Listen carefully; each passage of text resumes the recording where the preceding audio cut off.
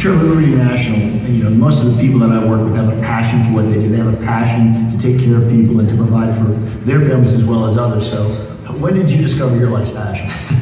Man, I think as a 25-year-old, sometimes I feel like I've got life all figured out, but then I'm humbled really quick and realize I had a lot to learn. But I think if there's something I know for sure, it's what drives my life, what is my passion, and that's to do God's will for my life and make the most of every opportunity that I'm provided with, to be a good steward of what I've been given, and to provide for my family, to be a good dad, to be a good husband. I know that's a lot of things. That's not just one life's passion, but I think that plays into everything that I do. And how would you tie that into your why? Why do you do what you do? Oh man, well, as I look at my life, and I say I want to be a good steward, what does that mean? That means I want to make the most of the opportunity. So if Jack Roush calls me and says, hey, I want you to drive my race cars, well, that's an opportunity not many people get. And so I want to go and steward that well, make the most of it, glorify God with what I'm doing, with the platform I have. I feel like racing is my mission field. This is where my 2 feet are and the people that I get to touch and be surrounded by. And so I want to make the most of that. And so every time I get on the racetrack, I race with 100%. I do everything I can, knowing that not many people get that opportunity. In 2017, our theme or our motto is commit. How would you define commit? Commit for me is a hard word to define by using other words. Commit is more of an action. To do so, you've got to be dedicated, you've got to be disciplined, and you've got to say, I'm going to do whatever it takes to accomplish my goals. And that's how you do accomplish things. That's how you get from point A to point B and make the most of every opportunity, is by saying, you know what, whatever it takes, I'm all in, I'm dedicated, I'm going to do what's laid out before me.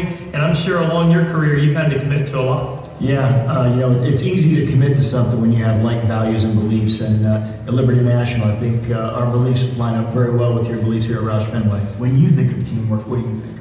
Well, first of all, as a race car driver, I get a lot of credit I don't deserve sometimes, because people don't get to see our whole organization at Roush Fenway Racing that's behind me every week. The 150 to 180 people that are working on these race cars, working on sponsorship renderings, doing all the groundwork that gets me to the racetrack to be able to do my job well. So as a race car driver, I feel like a lot of times I'm getting all this credit of being the guy that makes the performance happen. But I know deep down, and everybody that is a diehard raceman that actually comes to the track, they get to see the moving pieces. They get to see my crew chief on the pit box. They get to see the guys going over the wall, changing tires. They know about the aero engineers that are back at the shop working long hours trying to figure out what it's going to take to go faster. And so without those guys behind me, Trevor Bayne would not be successful. I would not be a fast race car driver, because the cars I built wouldn't go nearly as quick as what they can do. Gotcha. And when you think about a team member, what makes a good quality of a team member?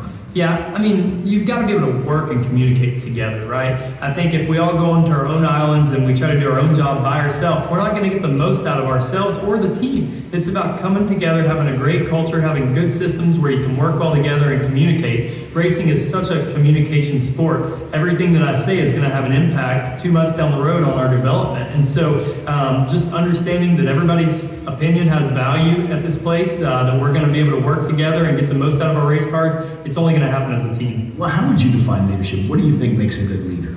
Well, I'm still learning every day how to be a better leader. And, I think being somebody that's going to get in and lead by example, that's not expecting everyone else to do the hard work for them.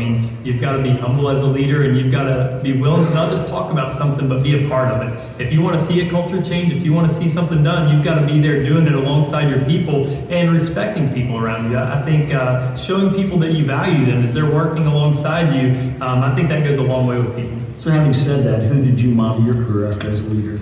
Wow, that's tough. It's kind of always changing for me as I go through different parts of my life. When I started my racing career, I just wanted to be like Jeff Gordon. But as I've gotten older and met a lot of people, that's kind of changed for me at times. And I would say somebody in our sport that does a great job at leading his guys and being consistent. It's pretty easy answer. Jimmy Johnson's won 7 championships. He's tied the record.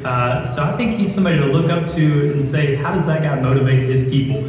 So as a race car driver, I look up to him. And I think that, if I can be that successful, that'd be great. You guys, you heard it here. Culture, commitment, and teamwork are what makes it happen. At Roush Fenway and Trevor Bayne's success, and they'll make your success as well.